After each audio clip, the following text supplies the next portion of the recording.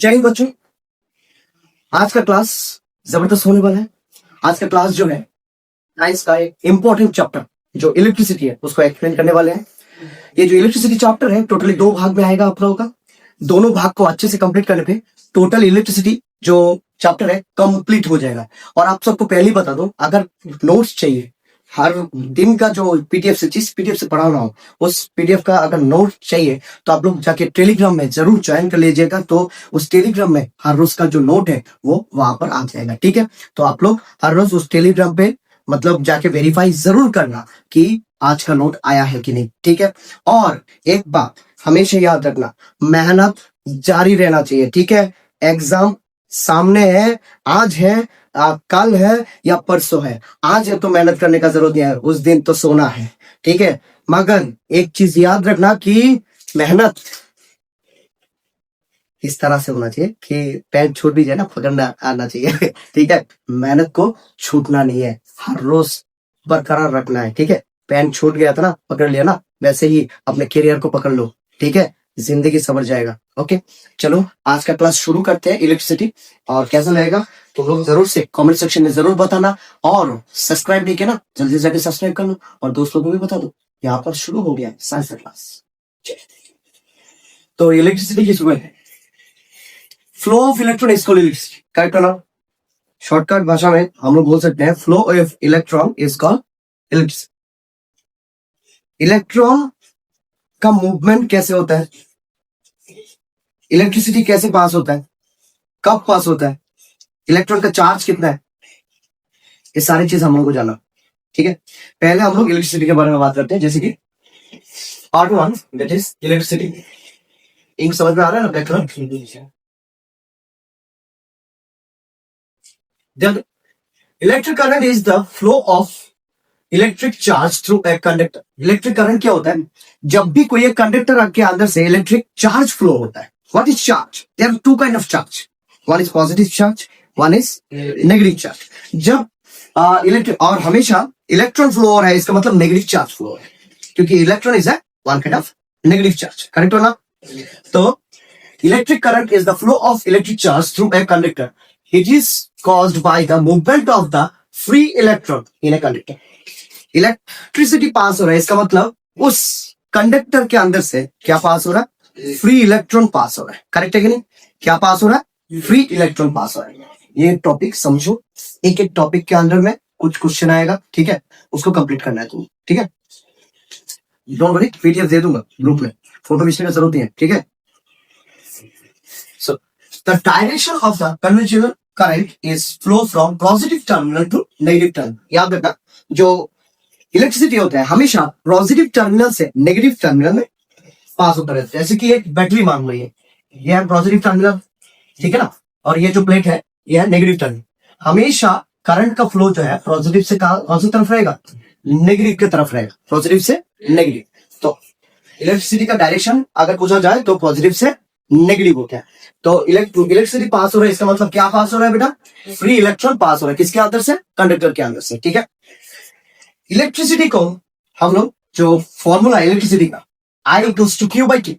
What is R, what is Q, what is T? T तो सबको पता है, टाइम। Q जो है quantity of charge moved, quantity of charge move. एक कंडक्टर के अंदर से कितना चार्ज मूव हो रहा है, दैट इज Q, ठीक है कि नहीं। कितना चार्ज पास हो रहा है, चार्ज पास हो रहा है मतलब क्या है, इलेक्ट्रॉन पास हो रहा है, करेक्ट है कि नहीं। और एक भाषा में हम लोग बोल सकते हैं इलेक्ट्रॉन पास हो रहा है। कितना इलेक्ट्रॉन पास हो रहा है कितने समय में, that is called flow of electric current. इसी हम लोग डेफिनेशन को बोल सकते हैं, quantity of charge move with respect to time is called flow of electric current, correct है। फॉर्मूला से बोल सकते हैं Q equals I equals to Q by T। यहां पर सबसे ज्यादा जो कॉम्पिटिटिव एग्जाम में जरूरी है फॉर्मूला और उसके साथ साथ उसका unit. Flow of electric current का यूनिट है एम्पियर। क्या होता है, ampere. Quantity of charge move का होता है कूलम, चार्ज का यूनिट होता है कूलम, और टाइम का यूनिट होता है सेकंड। जैसे कि I equals to Q by T, तो दैट मीन्स Q का यूनिट होता है कूलम, टाइम का यूनिट होता है सेकंड, और ये कूलम पर सेकंड इसको शॉर्टकट में क्या कहते हैं, एम्पियर, क्या कहते हैं। दैट्स व्हाई जो फ्लो ऑफ करंट है इसका यूनिट होगा एम्पियर, करेक्ट है कि नहीं? What is 1 ampere? मान लो 1 एम्पियर किसको कहते हैं? आ सकते हैं क्वेश्चन में कि 1 एम्पियर किसको कहते हैं बेटा? ध्यान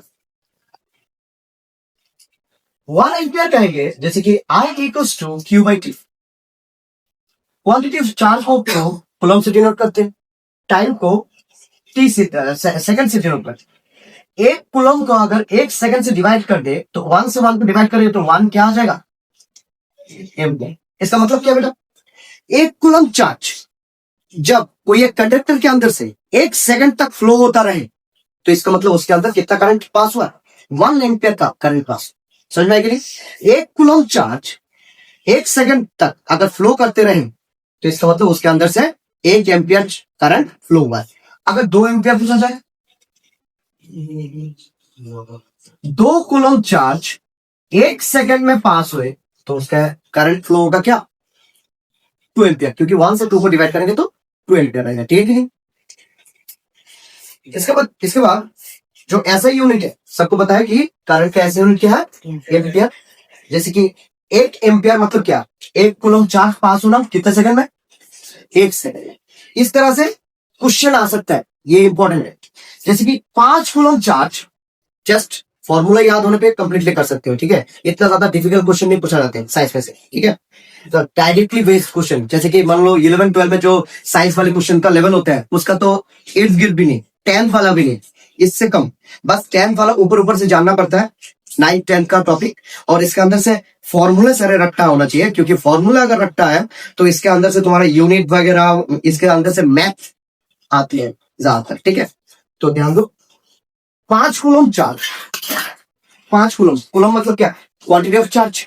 quantity of charge 5 coulomb of charge is flow through a conductor in कितने सेकंड में?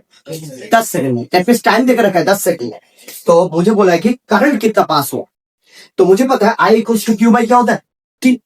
Q क्वांटिटी ऑफ चार्ज कितना है? 5। टाइम कितना है बेटा? 10 सेकंड।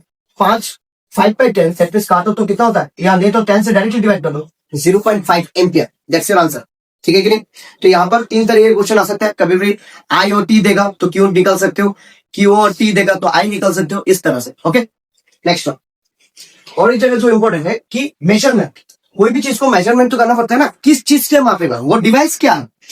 इलेक्ट्रिक करंट को मेजर करने का जो डिवाइस है दैट इज एमीटर। करेक्ट होगा ना? एमीटर। ठीक है ना? इलेक्ट्रिशियन अक्सर अगर टीवी वगैरह खराब हो जाए तो वो मीटर लेके आता है, एमीटर, जिससे पता चलता है उसमें करेक्ट अमाउंट ऑफ इलेक्ट्रिसिटी उस टीवी में पास हो रहा है कि नहीं। अगर नहीं हो रहा है, इसकी वजह से भी पिक्चर्स नहीं आ रहे हैं, वो अप डाउन करते हैं ना कभी कभी टीवी। क्यों? प्रॉपर अमाउंट ऑफ करंट शायद पास नहीं हो रहा है उसमें। ठीक है, सो ये कौन से डिवाइस से मापा जाता है? Average. Potential difference, potential difference को हम लोग क्या कहते हैं? पीडी। है क्या? पोटेंशियल डिफरेंस का यूनिट क्या होता है? वोल्ट। पोटेंशियल डिफरेंस की यूनिट क्या होता है बेटा? वोल्ट। वोल्ट में। तो पोटेंशियल डिफरेंस मानने का, पोटेंशियल डिफरेंस होती क्या है? मान लो एक पॉइंट है, बी दूसरा और एक पॉइंट है। ठीक है, इस पॉइंट से दूसरे पॉइंट तक 1 कूलम चार्ज को ले जाने में जितना वर्क डन करना पड़ता है उसको कहते हैं पोटेंशियल डिफरेंस। क्या मैंने बोला?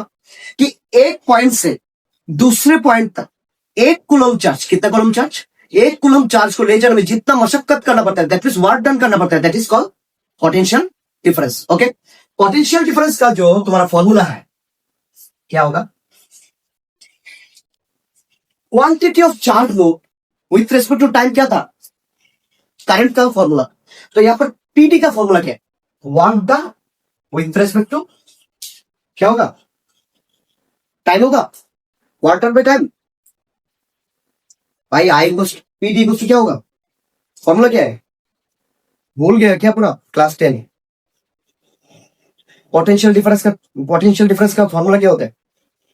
अभी यहां पर देख लो, मैंने बोला 1 कूलम चार्ज अगर मैं एक पॉइंट से दूसरे पॉइंट पे ले जाऊं, ठीक है, कितना कूलम चार्ज? 1 कूलम चार्ज जो एक पॉइंट से दूसरे पॉइंट पे ले जाओ, उसमें जितना वर्क डन करना पड़ता है उसको कहते हैं पोटेंशियल डिफरेंस। तो इसका मतलब क्या? Work done by quantity of charge. Work done by क्या होगा? Quantity of charge. समझ में आएगी नहीं? वर्क डन बाय, समझ में आएगी नहीं? पोटेंशियल डिफरेंस का फॉर्मूला क्या है? बात में ही था, उसी फॉर्मूले में ही था। मैंने भी क्या बोला, एक कूलम चार्ज को जब तुम एक पॉइंट से दूसरे पॉइंट पे ले जाओगे, जितना वर्क डन करना पड़ेगा, दैट इज कॉल्ड क्या, पोटेंशियल डिफरेंस। तो पोटेंशियल डिफरेंस को पीडी से भी डिनोट करते हैं, वी से भी डिनोट करते हैं। V equals to W by Q, जहां पर डब्ल्यू जो है वर्क डन है और क्यू जो है चार्ज है। व्हाट इज चार्ज की यूनिट क्या है, पहले देखा था कूलम है, चार्ज की यूनिट क्या है कूलम। वर्क डन की यूनिट क्या है, जूल। जूल दो क्वांटिटी का यूनिट होते हैं, याद रखिएगा। एक होता है वर्क डन की यूनिट जूल, और एक होता है एनर्जी का यूनिट भी जूल होता है। एनर्जी का यूनिट क्या होता है बेटा, जूल। ओके, सो वी जो है पोटेंशियल डिफरेंस, जिसको हम लोग किसमें मापते हैं, वोल्ट पे मापते हैं। ठीक है, पोटेंशियल डिफरेंस को क्या मापते हैं, वोल्टेज। और इस जो वोल्टेज है, दो पॉइंट का वोल्टेज किससे मापेंगे हम लोग, मेजरमेंट करेंगे हम लोग कौन से मीटर से, वोल्ट मीटर से हम लोग मेजरमेंट करते हैं दो पॉइंट के बीच में पोटेंशियल डिफरेंस कितना है। अभी एक कहानी बताता हूं। मान लो एक जगह पे पानी है, इलेक्ट्रिक वायर क्या हो गया, किसी कारण से पानी में नीचे गिर गया। ठीक है, तो अभी क्वेश्चन है आई है, दो दोस्त खड़े हुए, अभी दोनों दोस्त के निकले, एक दोस्त ने क्या किया, डर के मारे दौड़ना चालू कर दिया, और एक दोस्त बुद्धू सा खड़ा था, किसको इलेक्ट्रिसिटी लगी, हाँ वाई, दौड़ने वाले को क्यों लगे,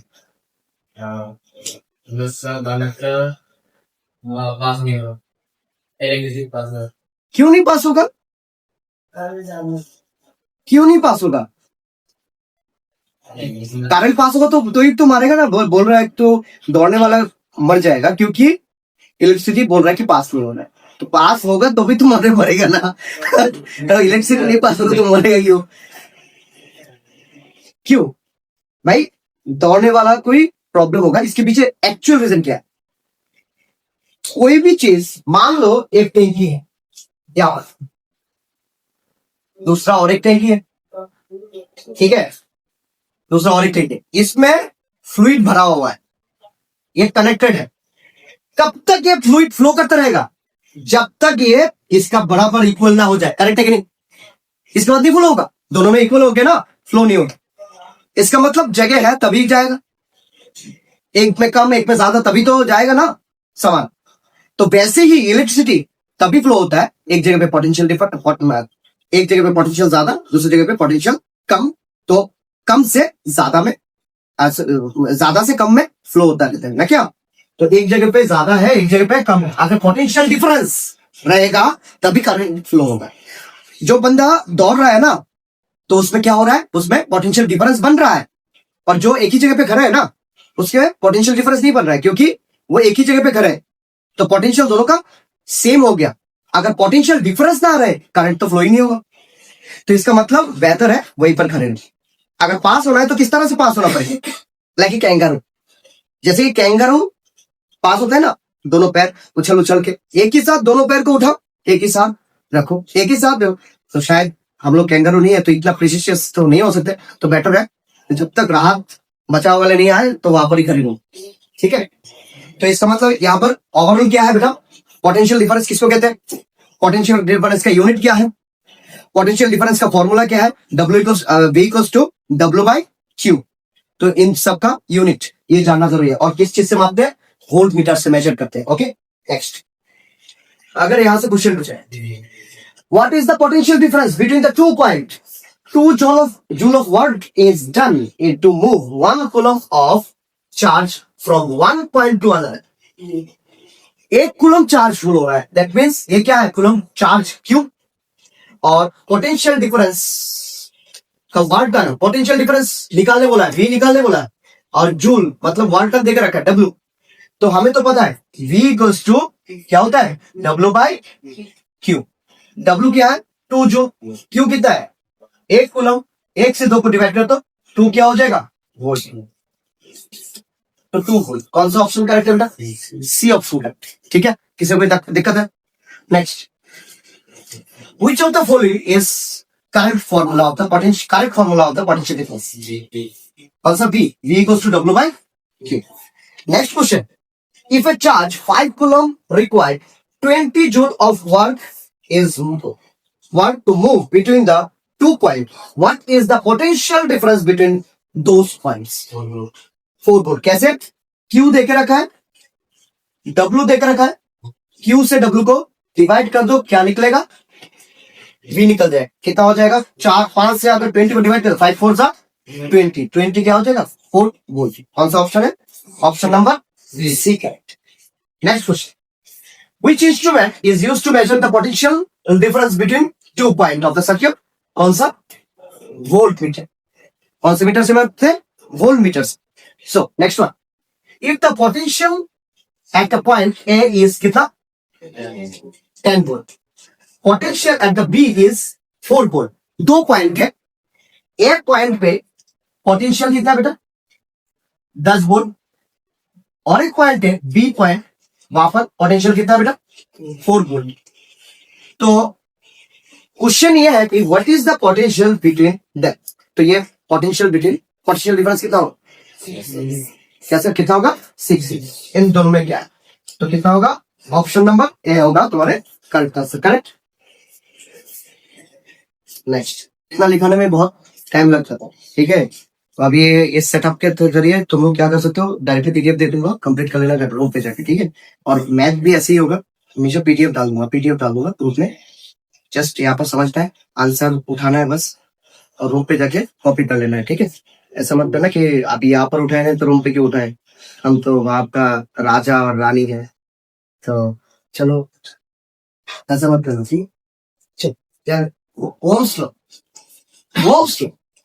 लॉ के लिए एक कंडीशन बहुत जरूरी है, दैट इज कांस्टेंट टेम्परेचर। कौन सा कंडीशन जरूरी है? Constant temperature. ओम्स लॉ जो काम करेगा ना, कांस्टेंट टेम्परेचर पे ही काम करेगा। Temperature change, value change, okay. At a constant temperature, देखो ओम्स लॉ में बोलता था, at a constant temperature current flow through a conductor. एक कंडक्टर के अंदर से करंट फ्लो हो रहा है, हाँ, at a constant temperature, current flow through a conductor is directly proportional to the potential difference. Correct है ना? इसी को कहते हैं ना ओम्स लॉ, पता है, याद है क्या कहते हैं? Current flow through a conductor is directly proportional to the potential difference. I जो है डायरेक्टली प्रोपोर्शनल होगा पोटेंशियल डिफरेंस। मान लो इस पॉइंट का पोटेंशियल है V है और इस पॉइंट का पोटेंशियल है VB, तो पोटेंशियल डिफरेंस होगा, मान लो पहले जगह पे ज्यादा है पोटेंशियल, इसके बाद कम है, तो VA माइनस VB। तो I proportional VA minus VB को हम लोग किससे डिनोट कर दिया? V से। इसको चेंज कर दो, interchange, V varies I, V proportional symbol उठेगा तो एक कांस्टेंट आएगा, that is R, that is resistance RI। तो V इक्वल्स टू RI, ये है ओम्स लॉ ना, क्या Ohm's law, V equals to RI, जहां पर V जो होता है पोटेंशियल डिफरेंस, जिसका यूनिट होता है वोल्ट, और R जो होता है resistance, that is it's a constant, ठीक है। और जिसका यूनिट होगा ओहम ना, क्या जिसका यूनिट क्या है? ओहम। और I जो है करंट, जिसको हम लोग एम्पियर से डिनोट करते हैं, correct. Next, a resistor R is connected in series in an ammeter. ये बात याद रखना, एमीटर में रेजिस्टेंस किस तरह से कनेक्टेड रहता है? सीरीज में। There is two kind of circuits, series and as well as parallel, ठीक है कि नहीं। एमीटर में जो रेजिस्टेंस होता है वो सीरीज में कनेक्टेड होते हैं, और वोल्ट मीटर में ऐसे कनेक्टेड होते हैं, सीरीज मतलब ऐसे, इस R1 R2 R3 इस तरह से कनेक्टेड रहता है एमीटर। और वोल्ट मीटर में जो कनेक्टेड रहता है पैरेलल, ऐसे ऐसे पैरेलल। इसको कहते,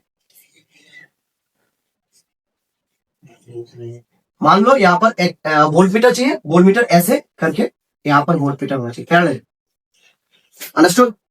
और एमीटर जो है इससे सीरीज में यहाँ पर ही हो सकता है इस तरह से, और भी कनेक्शन है मान लो, ठीक है। तो एमीटर जो है सीरीज में कनेक्टेड करना पड़ता है। अगर इसमें अगर मैं एमीटर कनेक्टेड करना चाहूँ, यहाँ पर करना पड़ेगा सीरीज में, ऐसे अलग से नहीं आए, समझ में आएगी नहीं? अलग से आएगा तो वो पैरेलल हो जाएगा, क्या हो जाएगा? पैरेलल। ये वाला जो है पैरेलल, यहाँ पर वोल्ट मीटर कनेक्टेड हो सकता है। अगर एमीटर कनेक्टेड करना है तो इस सर्क्यूट में करना पड़ेगा बीच में, समझ में आएगी नहीं? तो यहाँ का इसका मतलब क्या है, वोल्टमीटर जो है कैसे कनेक्टेड होता है, पैरेलली कनेक्टेड रहता है, और जो एमीटर में है रेजिस्टेंस जो है सीरीज में कनेक्टेड रहता है। ओके नेक्स्ट, और ये याद रखना, ये जो है ना V इक्वल्स टू आर है, इसका फॉर्म जो है X equals to M Y, इस तरह से फॉर्म है कि नहीं, इस तरह का फॉर्म है कि जब भी ये फॉर्म रहे हमेशा याद रखना इसका जो ग्राफ होगा सेंटर पॉइंट ग्राफ होता है। क्या होता है, सेंटर पॉइंट ग्राफ इस फॉर्म में रहेगा, और x इक्वल्स टू मान लो ऐसा है, x equals to M Y plus C इस फॉर्म में रहेगा, वो पैराबोला होगा। क्या होगा, पैराबोला। ओके इसका, तो इसका जो ग्राफ होगा क्या होगा, सेंटर पॉइंट। कैसा ग्राफ होगा, हमेशा सेंटर पॉइंट ग्राफ ही क्रिएट होगा, इस फॉर्म में रहेगा। Okay next,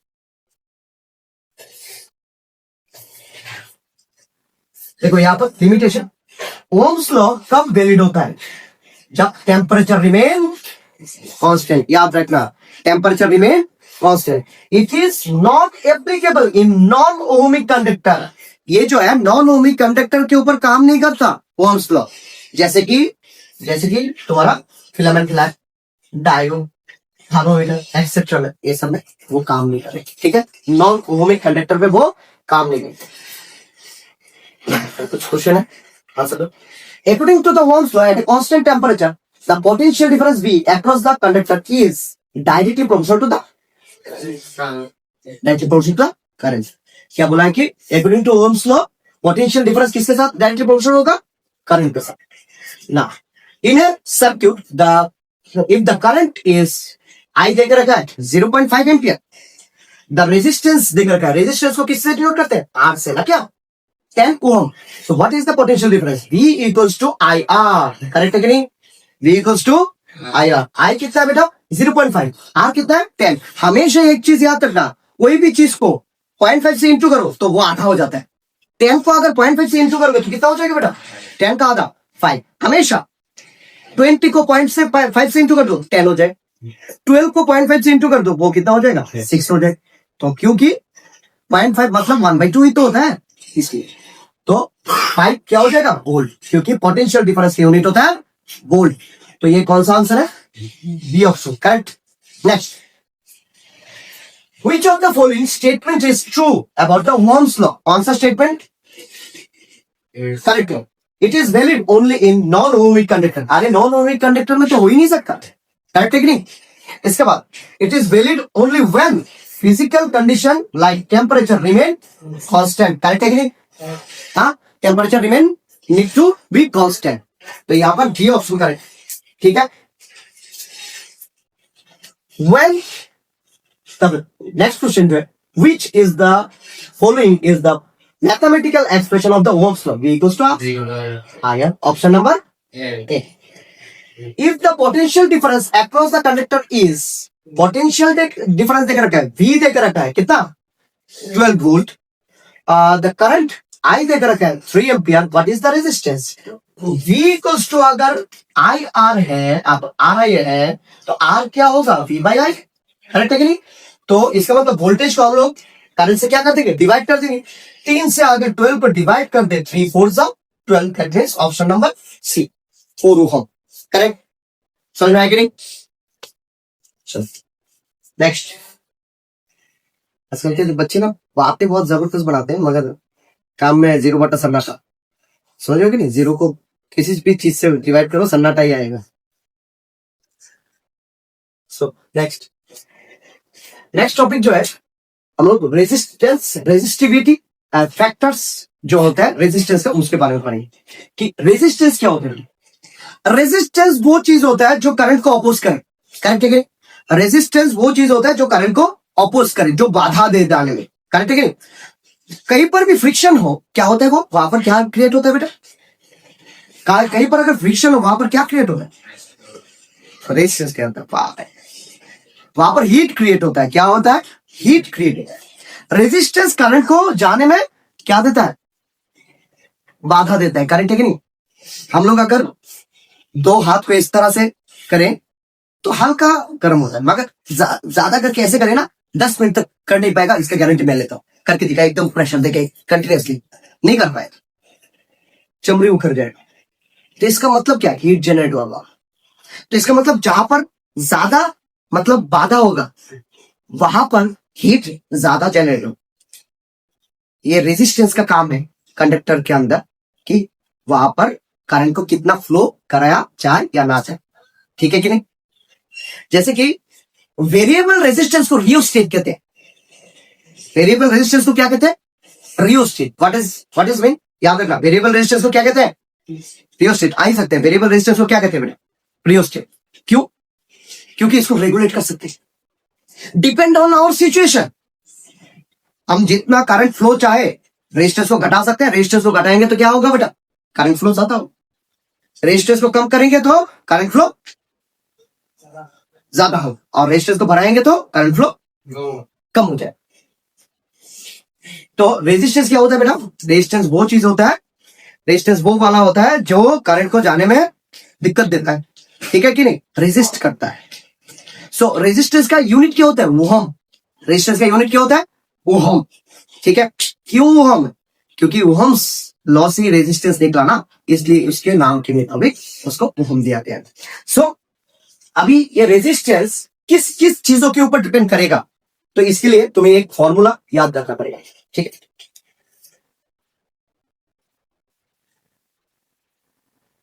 resistance equals to rho L by A, ठीक है। इसको क्या कहता है, आर जो है रेजिस्टेंस जिसका यूनिट है ओहम, रॉ जो है रेजिस्टिविटी। अभी एक था ना एक टर्म रेजिस्टिविटी, रॉ का मतलब होता है resistivity, that is the length of the conductor. जो कंडक्टर होगा उसका length, and A is the cross sectional area of the conductor. इसका एरिया कितना कितना मोटाई है, समझ में आया कि नहीं। तो इसका मतलब रेजिस्टेंस किस किस चीजों के ऊपर डिपेंड करता है, ये दोनों चीजों के ऊपर तो डिपेंड करेगा ही, ये कांस्टेंट होता है मतलब, ठीक है। अगर लेंथ के साथ इसका क्या है, ऊपर ऊपर का संबंध है, तो मैं बोल सकता हूँ रेजिस्टेंस के साथ लेंथ का क्या है, डायरेक्टली प्रोपोर्शनल का संबंध है। इसका मतलब लेंथ बढ़ेगा तो रेजिस्टेंस बढ़ेगा, लेंथ घटेगा तो रेजिस्टेंस घटेगा। अगर किसी चीज का ना रेजिस्टेंस बढ़ाना हो उसका लंबाई बढ़ा दो। इसलिए देखना जो भी कॉइल आता है वो ऐसे ऐसे ऐसे ऐसे सर्कुलर शेप होता है। कॉइल जो होता है गर्म करने का काम करता है, करेक्ट है कि नहीं। जैसे कि मान लो इस्त्री वगैरह में है, इलेक्ट्रिक हीटर वगैरह में है, तो कॉइल वगैरह ऐसे ऐसे लूप में आते हैं। क्यों बेटा, ऐसे लूप करके उसका क्या लेंथ बढ़ाया जाता है। क्या बढ़ाया जाता है, ऐसे सीधा चला जाएगा तो लेंथ कम हो जाएगा ना, उसको घुमाया घुमाया घुमाया घुमाया घुमा कर भेजा जाता है, क्योंकि इसका लेंथ बढ़ेगा तो रेजिस्टेंस बढ़ेगा, रेजिस्टेंस बढ़ेगा तो क्या बढ़ेगा, हीट बढ़ेगी। समझ में आया कि नहीं, रेजिस्टेंस बढ़ेगा तो क्या बढ़ेगा, हीट होगी। अभी रेजिस्टेंस जो होता है एरिया के साथ क्या संबंध है, ऊपर और नीचे का, तो दैट इज इनवर्सली प्रोपोर्शनल का होता है।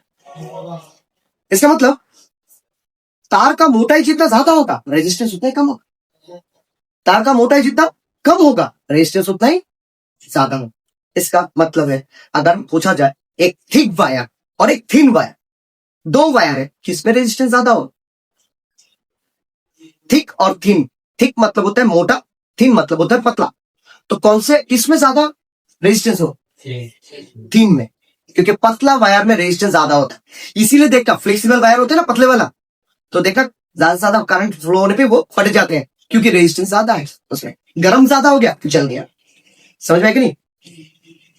तो इसलिए तुम क्या करो, रेजिस्टेंस अगर बढ़ाना है तो लेंथ को बढ़ा दो, रेजिस्टेंस अगर बढ़ाना है मोटाई को घटा दो, मोटाई को तार की मोटाई को घटा दो तो रेजिस्टेंस बढ़ जाएगा। रेजिस्टेंस मेनली 4 फैक्टर के ऊपर डिपेंड करता है। कितने फैक्टर के ऊपर डिपेंड करता है, 4। क्या क्या बेटा, एक होता है लेंथ, एक होता है cross sectional area, number 1, number 2 और नंबर 3 होगा नेचर ऑफ द मटेरियल। किसके ऊपर, किस चीज का मटेरियल, नेचर, किस चीज का मटेरियल, वो कॉपर क्या है, वो एल्यूमिनियम क्या है, इसके ऊपर भी डिपेंड करेगा, ठीक है। और एक चीज last and one more thing is temperature. और किसके ऊपर डिपेंड करेगा, टेम्परेचर के ऊपर। टेम्परेचर बढ़ेगा तो रेजिस्टेंस बढ़ेगा, याद रखना, टेम्परेचर से साथ रेजिस्टेंस का संबंध है, टेम्परेचर बढ़ेगा तो रेजिस्टेंस बढ़ेगा। तो मैं बोल सकता हूं गर्मी के मौसम पे करंट फ्लो होने में दिक्कत होता है, ठीक है, कम करंट फ्लो होगा। क्यों? रेजिस्टेंस ज्यादा होगा। ठंडी के मौसम में करंट फ्लो ज्यादा होगा क्योंकि रेजिस्टेंस कम। करेक्ट है कि नहीं? सो टेम्परेचर के ऊपर भी करंट डिपेंड करता है, ठीक है, रेजिस्टेंस डिपेंड।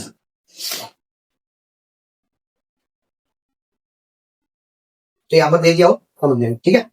तो यहाँ पर और एक चीज है रेजिस्टिविटी। बेटा रेजिस्टिविटी क्या किसको कहते हैं? अभी रेजिस्टिविटी को समझ, इसके लिए भी यहाँ पर जाना पड़ेगा। R to rho L by है रेजिस्टिविटी का डेफिनेशन ध्यान। मान लो किसी वायर का लंबाई जो है 1 मीटर है, वही वायर का क्रॉस सेक्शनल एरिया जो है 1 मीटर स्क्वायर है, ठीक है। तो इसका मतलब रेजिस्टेंस जो है rho equals to rho into L जो होता है एक, एरिया भी एक, 1 से 1 को डिवाइड करें तो 1 हो जाएगा। तो तब उस कंडीशन में रेजिस्टेंस और रेजिस्टिविटी दोनों क्या होगा? इक्वल। तो मैं रेजिस्टिविटी को इससे डेफिनेशन कर सकता हूं, when a wire having length of 1 meter and cross sectional area is 1 meter square, then resistance of the wire is equals to the resistivity. Then the resistance of the wire is equals to the resistivity. So अभी अगर पूछा जाए resistance का unit तो पता है ओम, resistivity का unit क्या है? तो कैसे पता चलेगा भाई? रो इक्वल्स टू आर ऊपर है, क्रॉस सेक्शनल एरिया नीचे था तो ऊपर चला जाएगा क्रॉस मल्टीप्लाई में, एल ऊपर था तो कहां जाएगा? नीचे। करेक्ट है कि नहीं? रो आर मतलब क्या होता है? रेजिस्टेंस। रेजिस्टेंस की यूनिट क्या होता है? ओम। ओम का सिंबल। एरिया क्या होता है? Metre square. लेंथ क्या होता है? मीटर। काट दो, दो में से एक गया तो क्या होगा? Ohm into meter is the unit of resistivity. अगर पूछा जाए रेजिस्टिविटी का यूनिट क्या है? Ohm meter. क्या है? Ohm meter. समझ में आया कि नहीं? तो यहाँ पर जो यहाँ पर रेजिस्टेंस का यूनिट क्या है? ओम। यूनिट याद कर लो एक बार। लेंथ के यूनिट तो मीटर है, क्रॉस सेक्शन एरिया तो मीटर स्क्वायर है। एरिया एरिया हमेशा डबल यूनिट स्क्वायर में रहे, मीटर स्क्वायर। और जो रेजिस्टिविटी होगा ओम मीटर। क्या होगा? ओम मीटर। समझ में आया? चलो नेक्स्ट।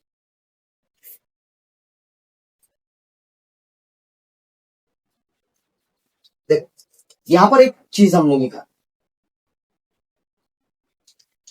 कि रेजिस्टिविटी और रेजिस्टेंस अभी देखा इक्वल। तो इसका मतलब जितना रेजिस्टिविटी ज्यादा होगा उसका रेजिस्टेंस उतना ही ज्यादा होगा। एक बढ़ेगा तो दूसरा भी बढ़ेगा ना बेटा, ठीक है? ठीक है, क्या है कि रेजिस्टेंस और रेजिस्टिविटी दोनों क्या है?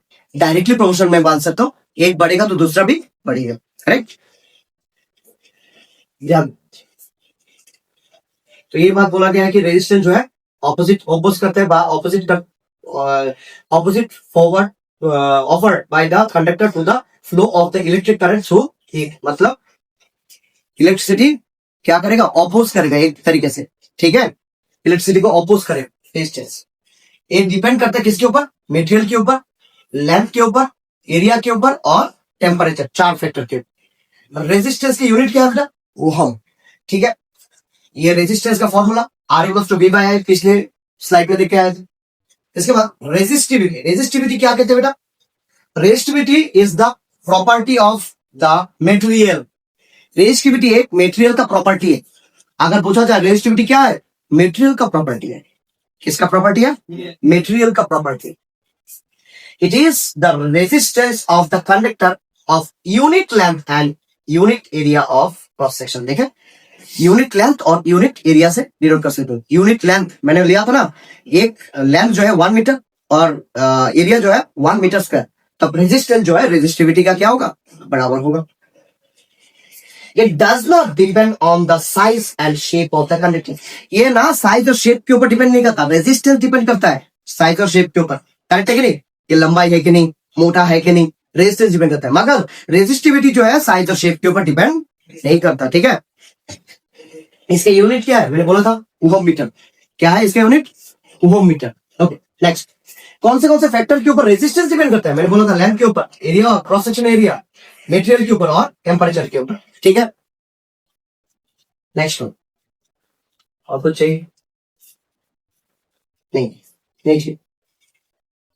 कुछ मैंने लिस्ट दे दिया हूं कि कौन से मटेरियल का रेजिस्टिविटी कितना है। रेजिस्टिविटी का जैसे कि सिल्वर का रेजिस्टिविटी 1.8 10⁻⁻8 ओहम मीटर है। ठीक है, ऐसे 4-5 दे दिए। देखिए अब देखता हूँ और आंसर देखो तो पहला question, resistance of a conductor depend on, किसके ऊपर डिपेंड करता है? हाँ, only length, only cross section area, material, सबके ऊपर। ठीक है, next question number 2, if the length of the conductor is double, length को अगर डबल किया जाए, लंबाई को डबल किया गया, ध्यान देना, length is double and its area of the cross section is half, area को क्या कर दिया गया? आधा। What happens to the resistance, resistance क्या होगा बेटा? चल चेक कर, पावर चेक कर, ध्यान कर, क्या है? लेंथ जो है एक L है, एक है 2L, डबल, करेक्ट। रेजिस्टेंस एक एरिया एक A है और एक है इसका आधा। तो क्या बोला है, किसका किसका मांगा था? रेजिस्टेंस ऐसा चेंज हो, तो यहां पर रेजिस्टेंस क्या? R equals to rho L by A, और यहां पर रेजिस्टेंस होगा, इसको R1 मान लेते, इसको R2, रॉ तो रॉ ही रहेगा। L कितना है? 2L डिवाइडेड बाई A कितना है? A by 2। ठीक है, R2 जो है रॉ डिवाइड के नीचे डिवाइड रहेगा तो क्या हो जाएगा? रेसिप्रोकल हो जाएगा। 2 2 जा कितना हो जाएगा? 4L डिवाइडेड बाई क्या हो जाएगा बेटा? A। तो मैं अगर इससे इसको डिवाइड कर दूं, R1 बाई R को कर लू, तो ध्यान दो ये सारी चीज कैंसिल कर देगा। ठीक है कि नहीं? ऊपर कितना है? ऊपर 1 रह जाएगा और नीचे कितना रह जाएगा? 4। तो इसका मतलब जो है R1 और R2 का संबंध क्या है? 1/4। तो यहां से निकाल लेगा, डिपेंड ऑन द क्वेश्चन। क्या बोला है? What happened to the resistance, resistance क्या होगा? It's become half. ध्यान दो, R1 बाई R2 क्या है तो बेटा? 1/4, करेक्ट है कि नहीं?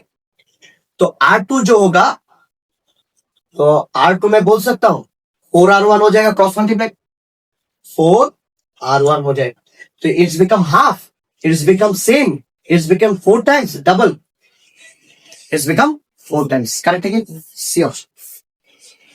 The resistivity of the material is, resistivity directly proportional to the resistance, inversely proportional to the length, characteristics property of the material depend on the cross section area of the conductor। C option, ये material का property है, resistance के ऊपर भी depend नहीं करता, inverse proportion नहीं होता, लेंथ के ऊपर भी और क्रॉस सेक्शन एरिया के ऊपर भी डिपेंड नहीं करता। ठीक है, तो इस तरह से समझ के पढ़ लेना। ठीक है, अंडरस्टूड? यहाँ पर सारे यूनिट लिखा हुआ है, हाँ देख लेना था।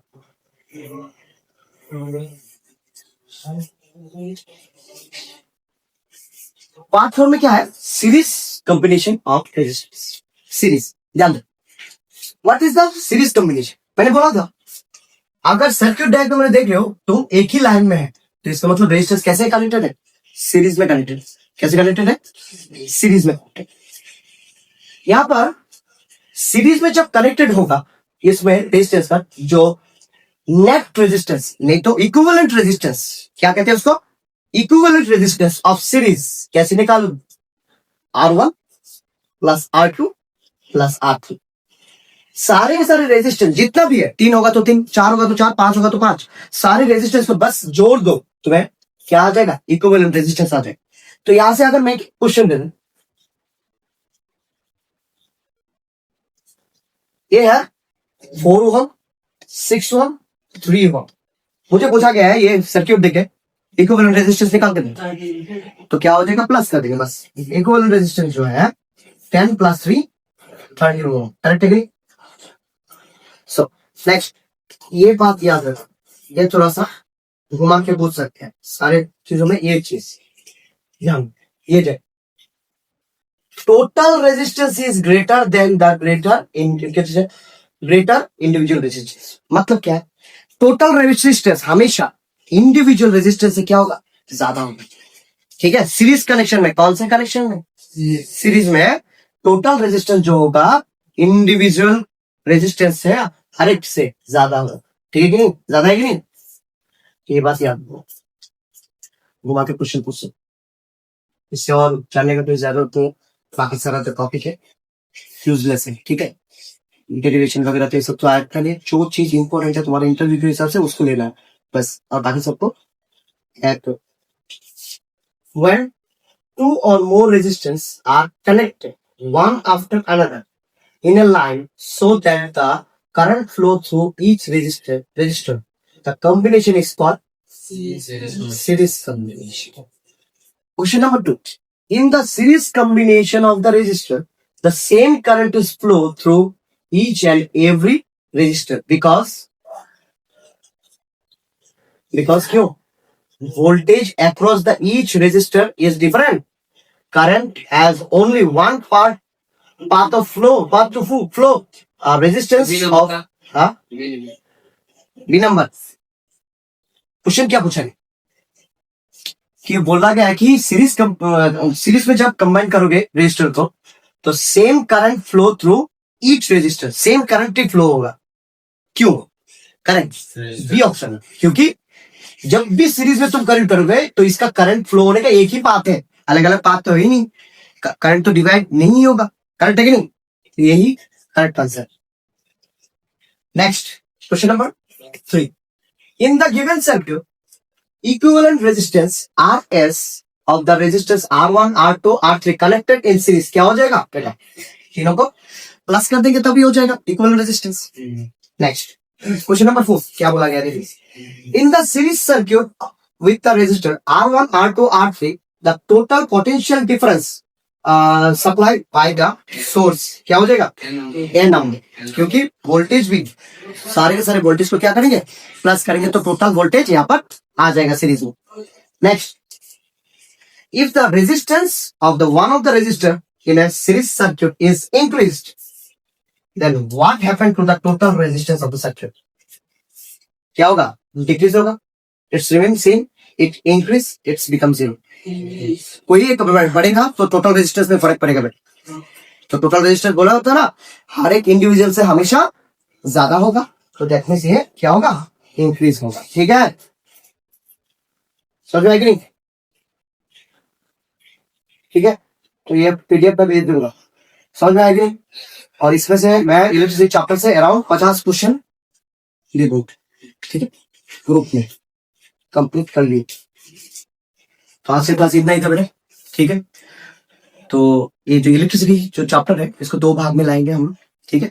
इस तरह से हर एक चैप्टर, वो साइंस का हो, वो मैथ का हो, वो रीजनिंग का हो, ये तीनों सब्जेक्ट मैं अकेला कंप्लीट करके देने वाला हूँ तुम सबको। तो तुम लोग इस चैनल पे आपसे भरोसा करना, क्योंकि हम लोग आपसे नया सेटअप के साथ आए हैं, तो हर एक दिन तुम लोग का वीडियो जरूर आएगा, अपलोड होगा, ठीक है। तो तुम लोग जरूर से चैनल को एक बार सब्सक्राइब कर लेना अच्छे से, और दोस्तों के साथ भी शेयर कर लेना, ठीक है। जय हिंद, धन्यवाद।